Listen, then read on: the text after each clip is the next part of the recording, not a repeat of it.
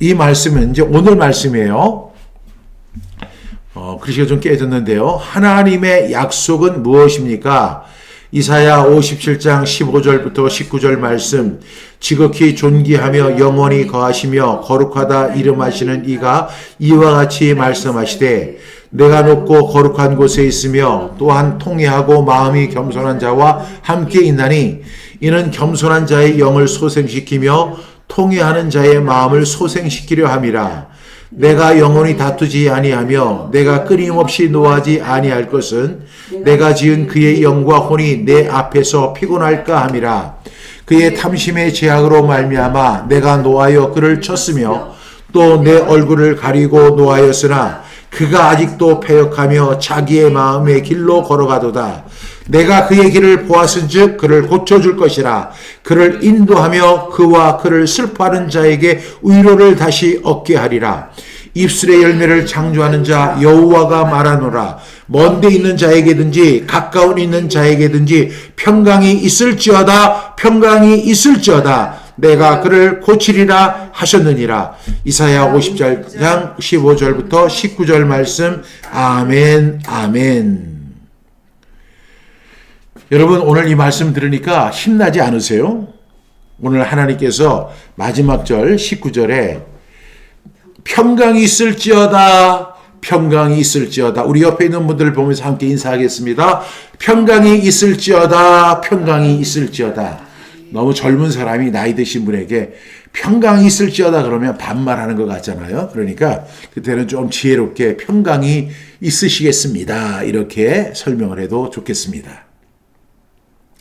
하나님의 약속은 뭐예요? 평강이 있을지어다, 평강이 있을지어다. 여러분, 우리가 완벽해서 하나님이 우리를 사랑하는 게 아니에요. 오늘 말씀에 보니까 그의 탐심의 제약으로 말미암아 내가 노하여 그를 쳤으며 또 내 얼굴을 가리고 노하였으나, 하나님이 얼마나 끔찍하면요, 하나님이 어떻게 하시냐면 얼굴을 가리워요. 나 참아 못 보겠어. 아이고, 박종신, 내가 진짜 참아 못 보겠어. 어쩜 저렇게 나쁘게 살까? 어떻게 저렇게 악하게 살까? 어떻게 저렇게 바보같이 살까? 하나님이 눈뜨고 보기에 너무 처참한 저와 여러분의 모습을 보시고 계시는 거예요. 그래서 하나님이 보시다가 지쳐 아주 쓰러질 것 같은 거예요. 그래서 내가 얼굴을 가리우고 나 참아 너를 못 보겠다. 그런데 저와 여러분은 아직도 뭘 해요? 패역하여 자기 마음의 길로 걸어가도다. 자기가 생각하는 게 다 옳대 하는 거예요. 자기가 생각하는 게 다 옳다고 생각하면서 그 길을 당당히 걸어가는 걸 볼 때 하나님이 너무너무 속상한 거예요. 어떤 길은 사람 보기에 바르나 필경은 사망의 길이다. 그것은 자기 보기에는 바를지 몰라도 그건 사망의 길입니다. 우리가 왜 성경 암송을 하죠? 성경 암송하는 이유는 다른 데 있는 게 아니고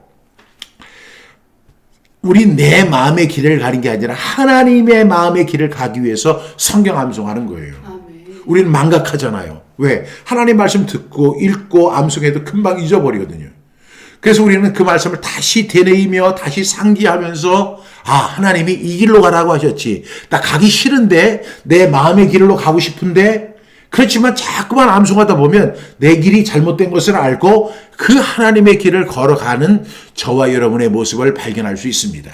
그래서 성경 암송을 하는 것이라고 믿습니다. 여러분, 오늘 우리가 함께 읽은 이 시편 이사야 57편 15절부터 19절 말씀 여러분 많이 읽어보셨죠? 그런데 이 말씀을 제가 지금부터 아주 구체적으로 딱딱 끊어서 설명을 할 테니까 여러분 잘 들어보세요. 하나님이 나에게 어떤 분이고 하나님의 약속이 어떤 약속인지를 여러분들이 정확히 이해할 수 있는 그런 복된 시간 되기를 주님의 이름으로 축원합니다. 아멘. 여러분, 첫 번째로 하나님은 어떤 하나님이세요? 오늘 말씀을 보게 되니까 하나님은 높은 곳에 계시지만 상한 마음에 임하시는 하나님이세요. 하나님 오늘 첫 번째 15절에서 뭐라고 말씀하시죠? 지극히 존귀하며 영원히 거하시며 거룩하다 이름하는 이가 이와 같이 말씀하시되 내가 높고 거룩한 곳에 있으며 뭐라고 하셨어요? 높고 거룩한 곳에 있지만 그런데 하나님이 어떻게 하세요? 또한 통회하고 마음이 겸손한 자와 함께 있나니 이렇게 말씀하세요. 하나님은 높은 곳에 계세요. 거룩한 곳에 계세요. 그런데 하나님은 거기에만 계시는 게 아니라 거룩하시고 높은 곳에 계시는 하나님이시지만 동시에 가장 낮은 마음에 임하시는 분이 바로 우리 하나님이십니다. 여러분, 하나님은 지극히 높은 곳에 계세요. 하나님이 계신 성소는 너무너무 거룩한 것입니다. 그런데 하나님은 거기에만 계시지 않고 하나님은 오늘 이 시간에 가장 낮은 저와 여러분에게 임하시는 하나님이신 것을 믿으시기 바랍니다. 그래서 오늘 이 말씀과 같이 지극히 존귀하며 영원히 거하시며 거룩하다 이름하시는 이가 이와 같이 말씀하시기를 뭐라고 하세요? 내가 높고 거룩한 곳에 있으며 라고 말씀하지만 그러면서 또한 통회하고 마음이 겸손한 자와 어떻게 한다고요? 함께 있다라고 말씀하십니다. 여러분, 예수님이 이 세상에 오셨을 때 하셨던 그 예수님의 사건을 하나님의 관점에서 볼 때는 어떤 사건이냐? 그러니까 하나님의 역사, 히스토리의 측면에서 보면 임마누엘 사건이에요. 구약의 하나님은 항상 높고 무서운 곳에만 계시는 거예요. 그런데 예수님이 이 땅에 인간의 몸을 입고 오셨어요. 그것을 마태는 뭐라고 성경을 인용해서 말씀하냐면 임마누엘이라 하리니 이는 하나님이 우리와 함께 계시다 함이라.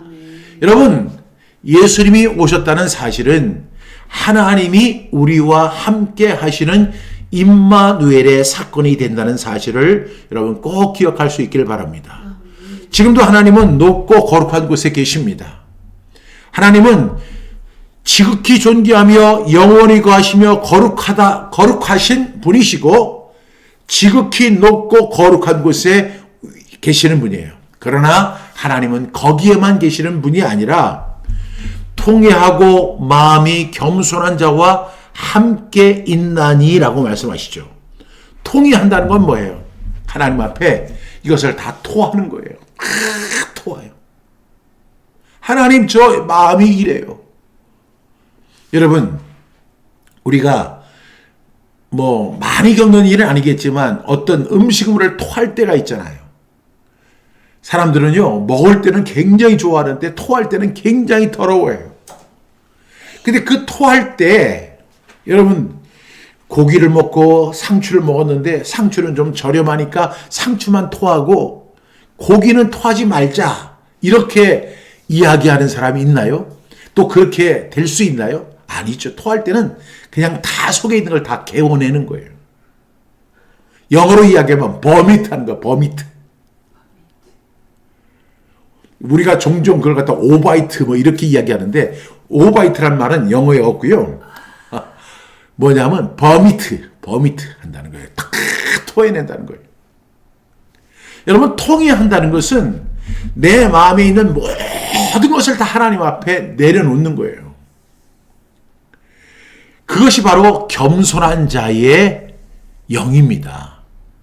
하나님, 제가 이런 말로 속상하고 저런 말로 속상하고 저 사람이 나를 괴롭히려고 하고 하나님, 그래서 제가 억울하고 분하고 원통하고 막 어떤 때는 화가 나기도 하고 다 하나님 앞에 토하는 거예요.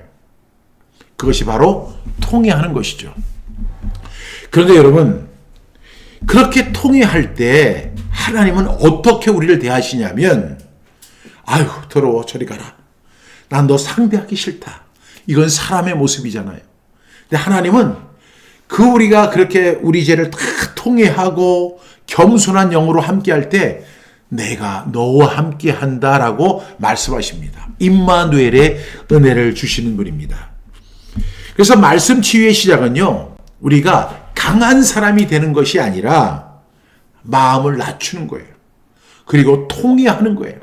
하나님 앞에 모든 것을 다 토하는 거예요. 여러분, 기도에는 분명한 원칙이 있어요.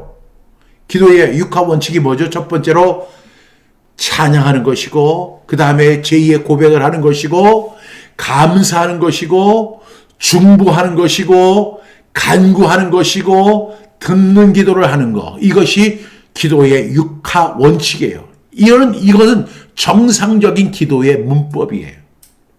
그런데 너무 속상할 때가 있잖아요. 너무 힘들 때가 있잖아요. 너무 곤고할 때가 있잖아요. 그럴 때 언제 우리가 그 기도의 육합 원칙을 다 지켜서 하나님을 찬양합니다. 그게 찬양이 안 나오거든요. 그냥 하나님 어떻게 하면 좋겠습니까? 하나님 미칠 것 같습니다. 하나님 죽을 것 같습니다. 하나님 너무 고통스럽습니다. 다 토하는 거예요. 여러분, 우리가 하나님 앞에서 치유함을 받으려면 하나님은 우리를 먼저 강한 사람으로 만들어 주시는 것이 아니고, 우리가 마음을 낮추고 하나님 앞에 모든 것을 다 통회하고 자복하고 토할 때 하나님이 우리를 함께 해주시고 그 다음에 치유가 일어난다는 사실을 꼭 믿는 저와 여러분 되기를 주님의 이름으로 축복합니다. 두 번째 말씀입니다. 하나님이 뭐라고 하셨죠? 겸손한 자의 영을 소생시키며 통회하는 자의 마음을 소생시키려 함이라, 이렇게 말씀하십니다. 겸손한 자의 영을 어떻게 하시며? 소생시키며, 소생시킨다. 통회하는 자의 마음을 어떻게 하신다? 소생시킨다. 여러분, 소생이라는 게 뭐예요? 여러분, 이거 왜 우리가 이제 어떤 사람이 심장마비로 이렇게 쓰러졌어요? 그러면 그 사람을 소생시키기 위해서 막 이거 하죠. 인공호흡도 하고 그냥 막 푸시를 하는 거죠. 소생을 하는 거, 소생시키는 거거든요. 여러분, 소생은 뭐냐면 다시 살리는 거예요. 다시 숨쉬게 하는 것을 의미합니다.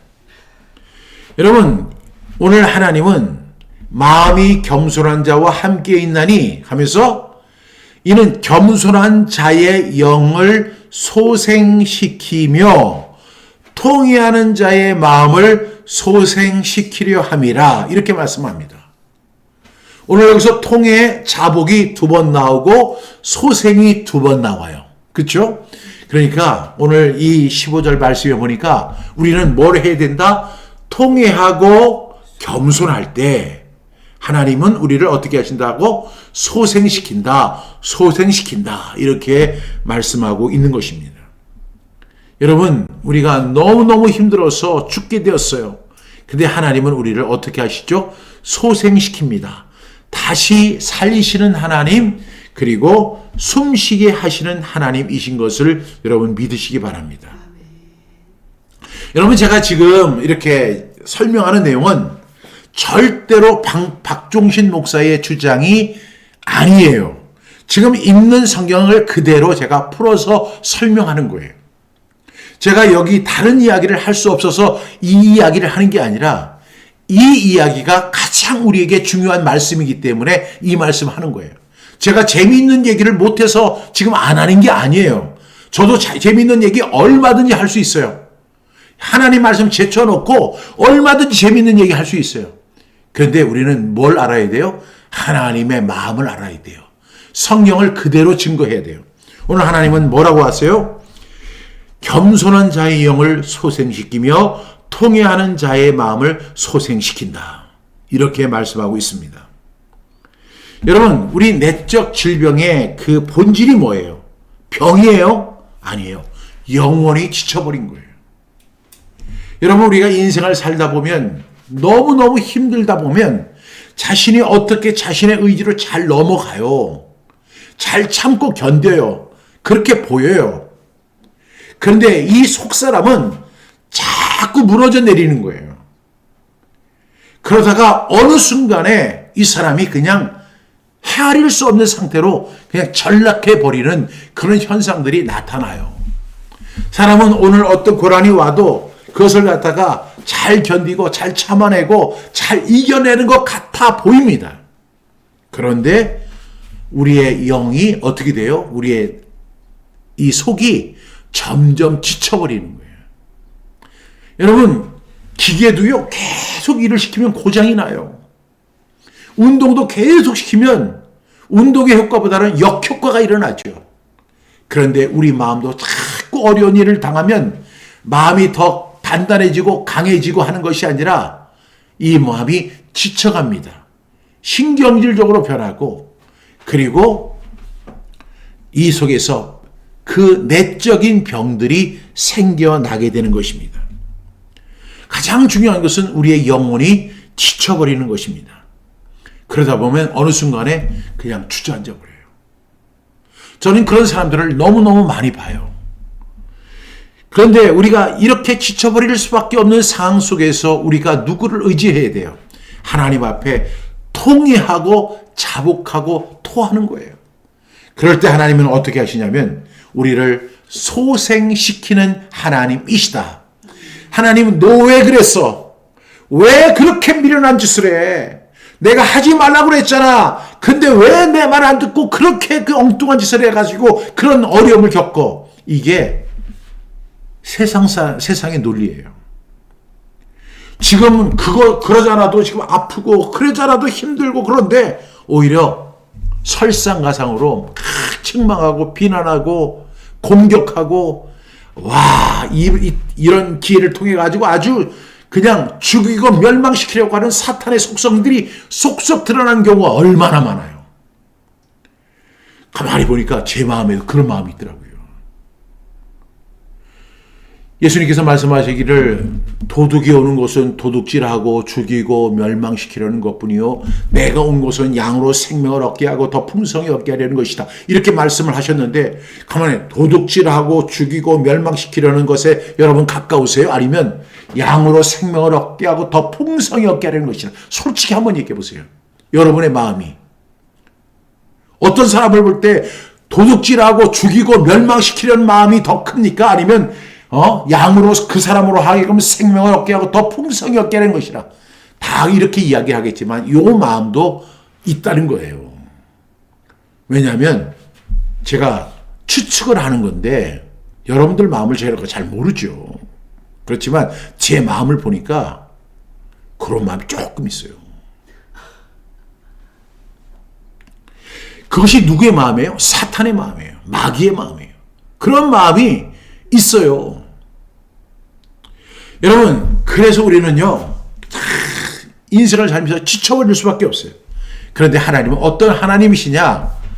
양으로 생명을 얻게 하고 더 풍성히 얻게 하는 것이야. 이게 뭐예요? 소생시키는 거예요. 소생시키는. 그래서 여러분, 예수님, 우리 시편 23편에 여호와는 나의 목자시니 내게 부족함이 없으리로다.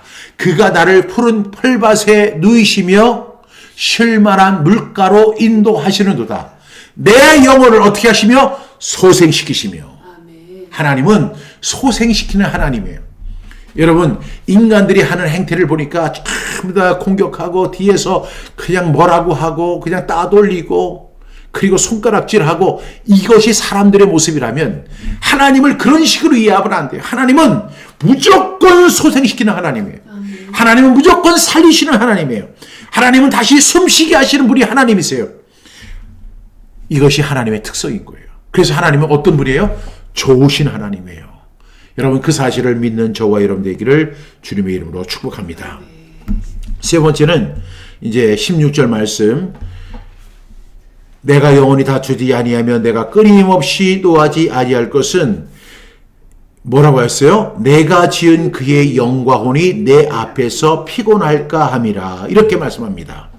내가 지은 영과 생명이 내 앞에서 피곤할까 함이라. 여러분, 우리는 마땅히 피곤해야 하고 마땅히 징벌을 받아야 합니다. 그런데 하나님은 염려를 하시는 거예요. 내가 지었는데, 내가 지은 생명인데, 그래서 하나님은 그 영과 혼이 내 앞에서 피곤할까 해가지고 낙심할까 하나님은 염려하시는 하나님이에요. 이 말씀 정말 중요하죠. 하나님은 우리를 몰아붙이시는 분이 아니에요. 하나님은 어떤 하나님이세요? 소생시키는 하나님, 살리시는 하나님이십니다. 아멘. 여러분, 우리가 하나님을 믿잖아요. 하나님을 믿는 사람들은 교회를 다닙니다. 신앙생활을 합니다. 그런데요, 참 신기한 것은 교회를 다니고 신앙생활을 하는데도 많은 사람들이 신앙 안에서 지쳐 있다는 거예요. 그런데 하나님은 이렇게 말씀을 하세요. 나는 너를 지치게 하지 않겠다. 나는 너를 살리기 위해서 지금도 일하고 있다. 하나님께서는 이렇게 말씀하시는 분인 것을 여러분 꼭 기억하는 저와 여러분 되기를 주님의 이름으로 축복합니다. 17절 말씀 우리 함께 보겠습니다.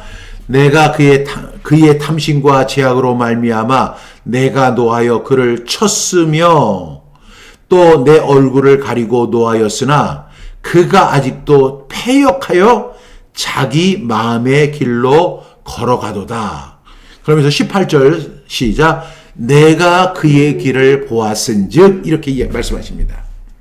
여러분, 세 번째로 하나님은 어떤 분이시냐면 우리의 상태를 알고 계시는 분이에요.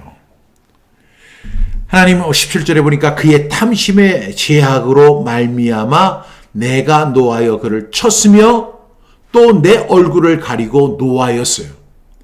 왜냐하면 저와 여러분이 어떤 제약을 짓느냐면 탐심의 제약을 짓는 거예요. 이 탐심이 뭐예요? 신약에서는 욕심입니다. 욕심이 잉태한 즉 죄를 낳고 죄가 장성한 즉 사망을 낳는 거예요. 여러분, 이렇게 탐심의 제약이 우리를 항상 하나님과 떠나게 하고 하나님과 멀어지게 하는 요소예요. 욕심이 뭐예요? 탐심이 뭐예요? 하나님보다 더 귀하게 여기는 모든 것이 다 탐심이고 다 욕심이에요. 그래서 우리가 이 갈라디아서 5장 24절을 통해서 그리스도 예수의 사람들은 그 정욕과 탐심을 십자가에 못 박았느니라 이렇게 말씀하는 거예요.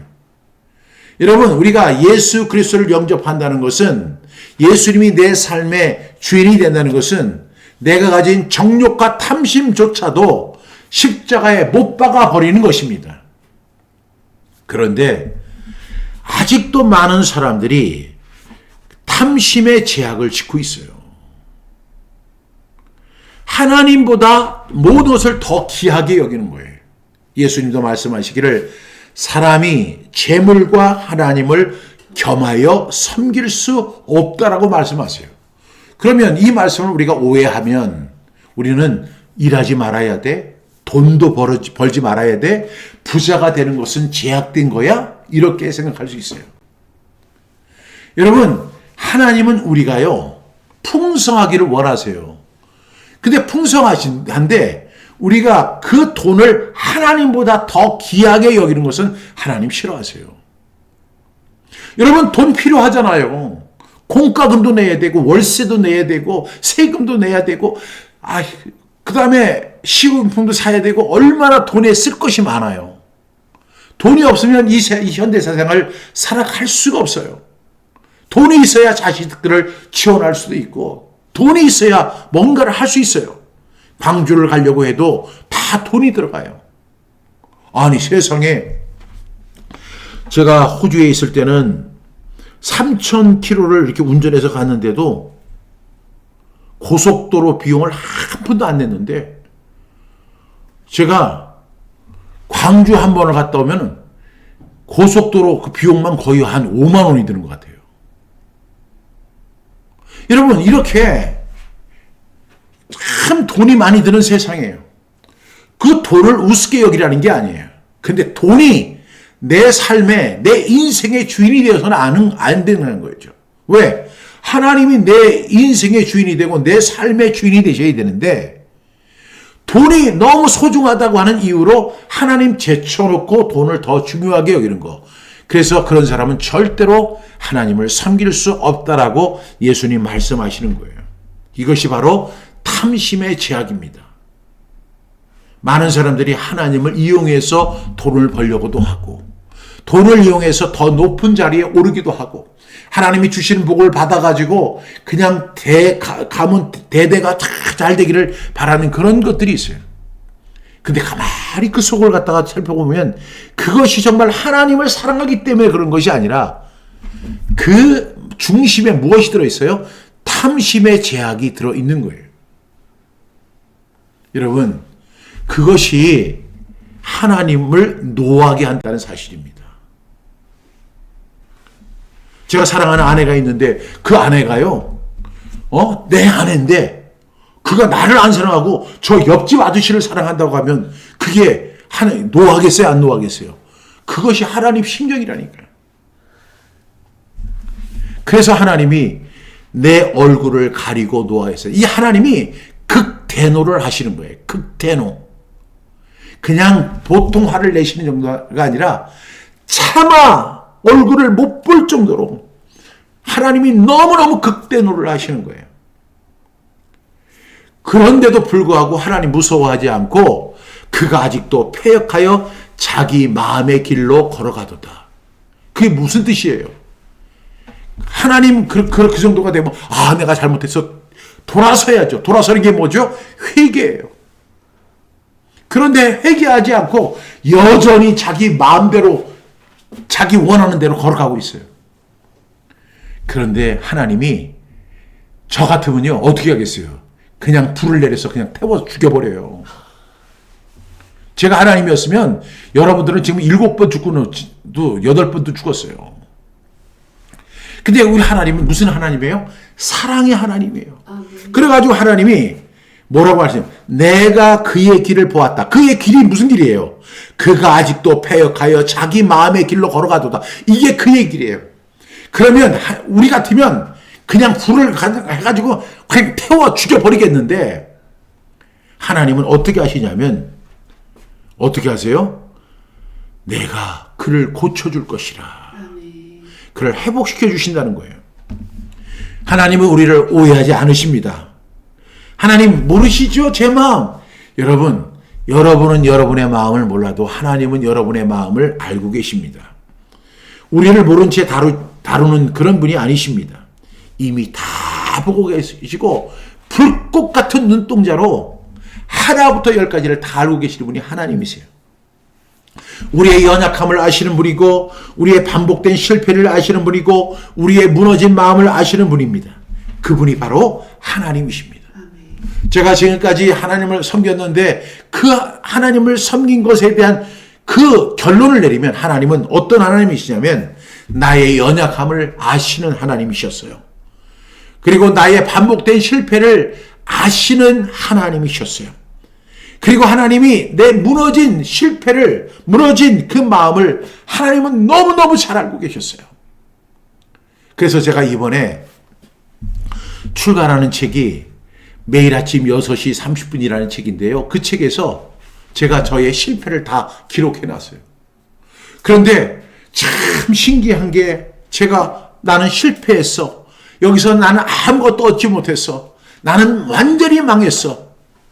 그리고 내가 잘못 오판했어.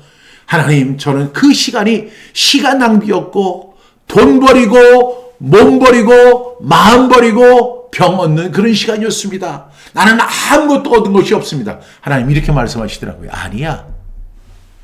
하나님은 저에게 이렇게 말해요. 그것이 너에게 전화의복이야.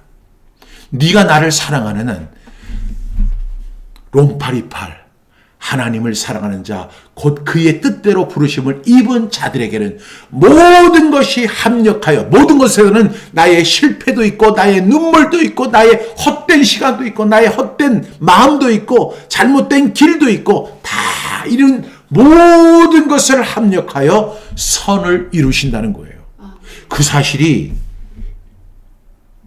제가 성경암송 사역을 하면서 하나님이 분명하게 보여주신 일들입니다.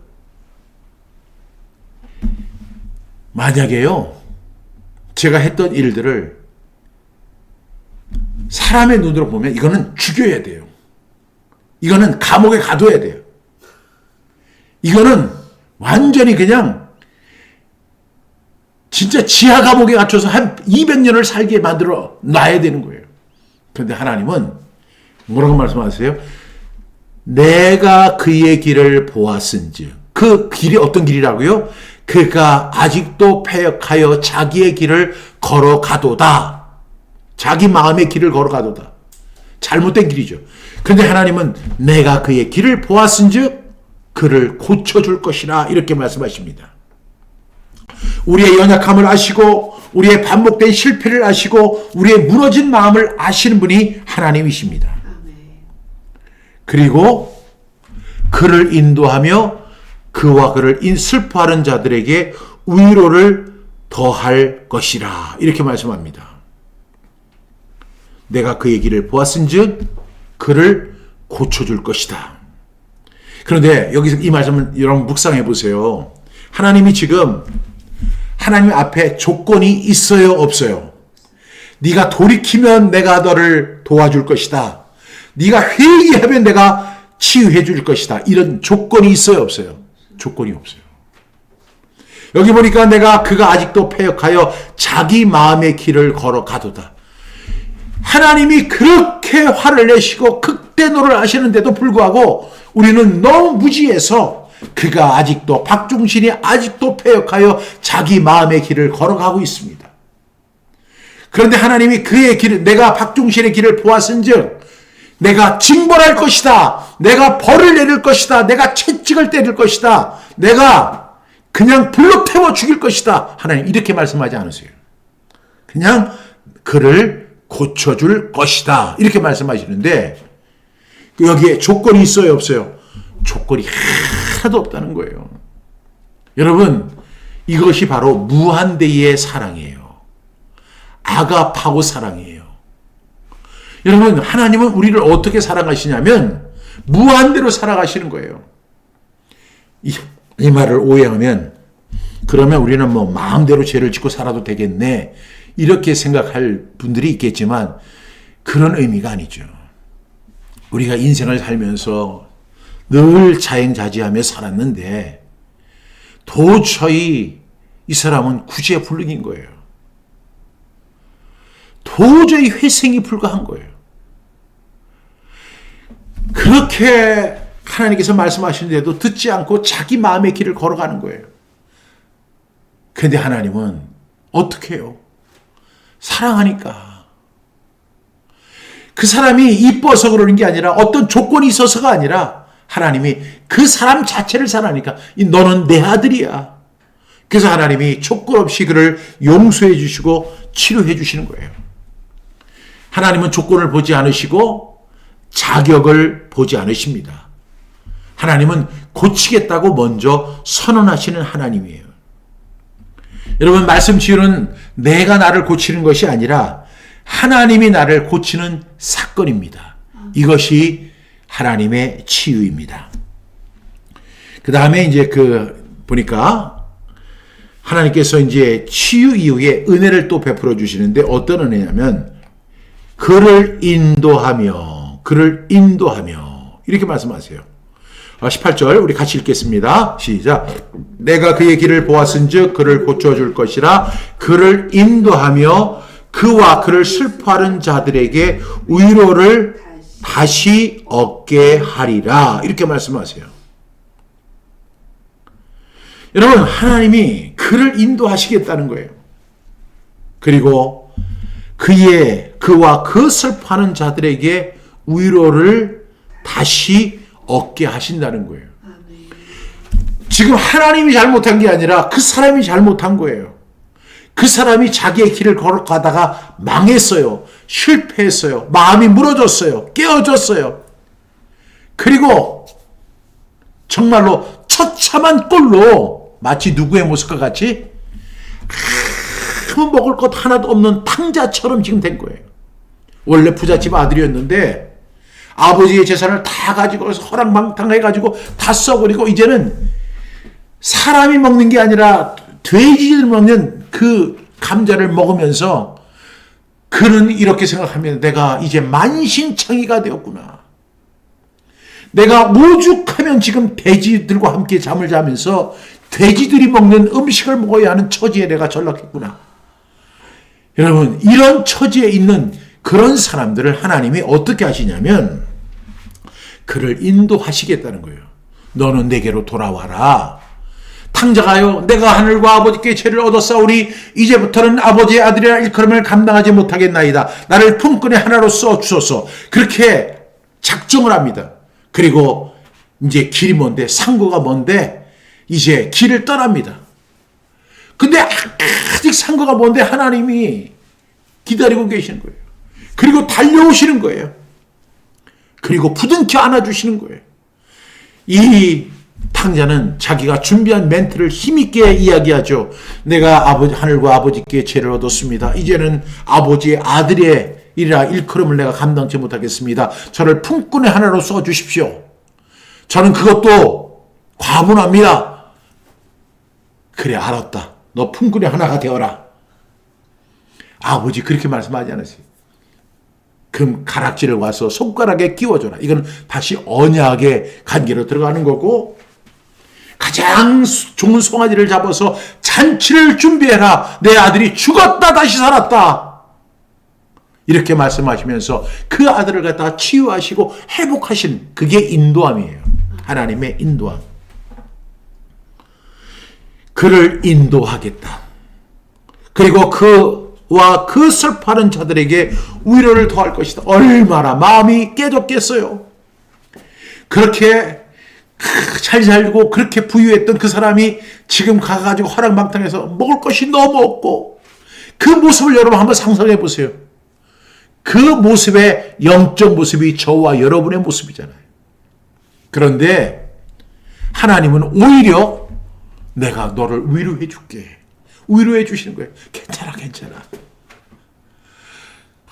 하나님은 얼마나 내 얼굴을 가리고 노하였으나 아직도 패역하여 자기 마음의 길을 걸어가고, 그런 사람에게도 하나님이 그를 인도해내 주시고, 그런 사람들을 하나님께서 위로를 다시 얻게 하시는 하나님이십니다.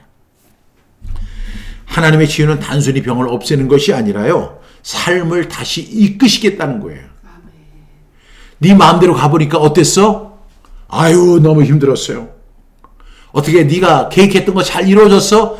하나도 안 이루어졌어요. 가보니까 네가 생각했던 그것이 완전히 천국이었어? 아니요, 지옥이었어요.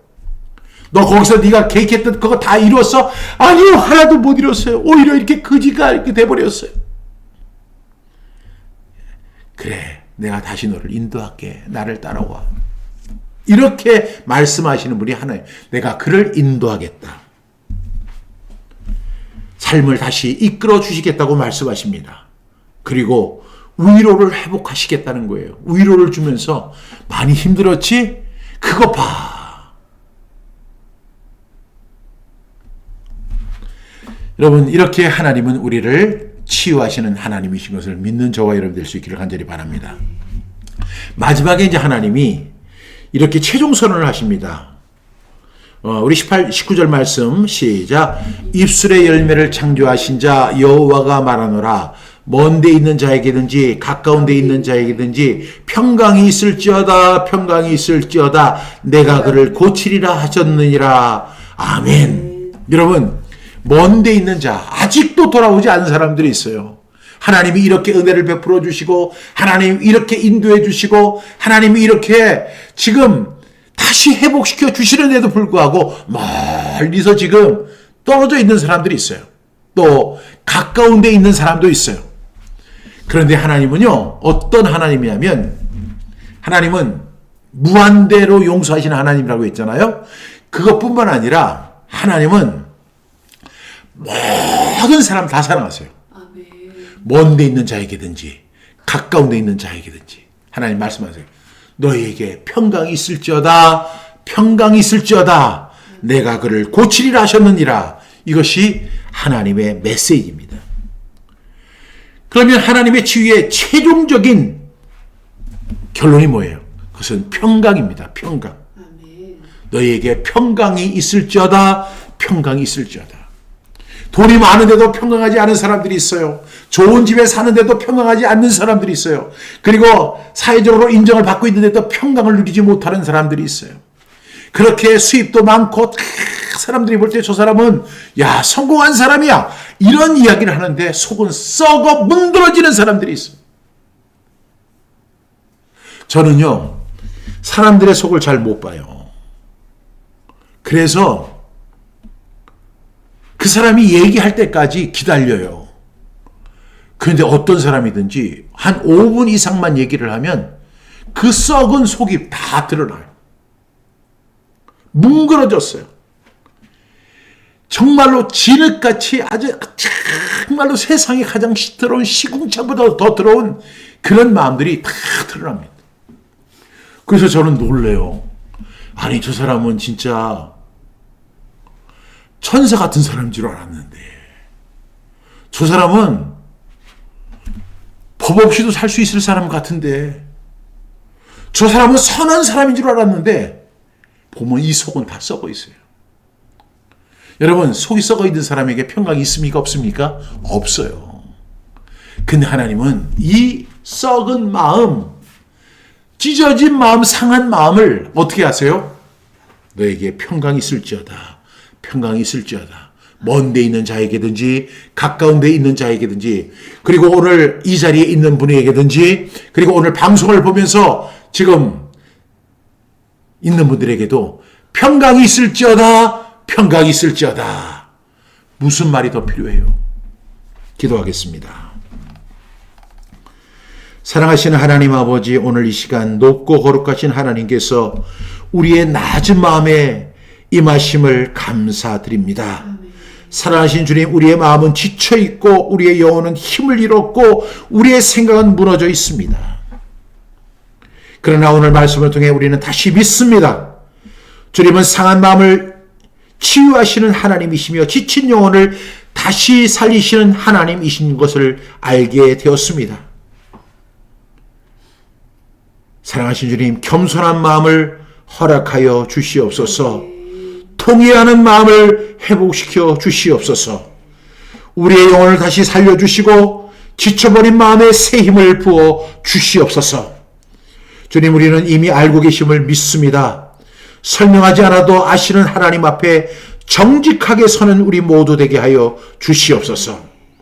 내가 그를 고쳐주리라 하신 그 말씀을 붙듭니다. 우리의 마음을 고쳐주시고 우리의 생각을 고쳐주시고 우리의 삶을 회복시켜 주시옵소서. 사랑하신 주님 우리의 삶을 다시 인도하여 주시고 잃어버린 의로로 우리를 회복시켜 주시옵소서. 우리의 마음에 세상이 줄 수 없는 평강으로 채워 주시옵소서. 오늘 이 말씀이 단순한 위로가 아니라 우리의 영혼을 실제로 살리는 치유의 말씀이 되게 하여 주시옵소서.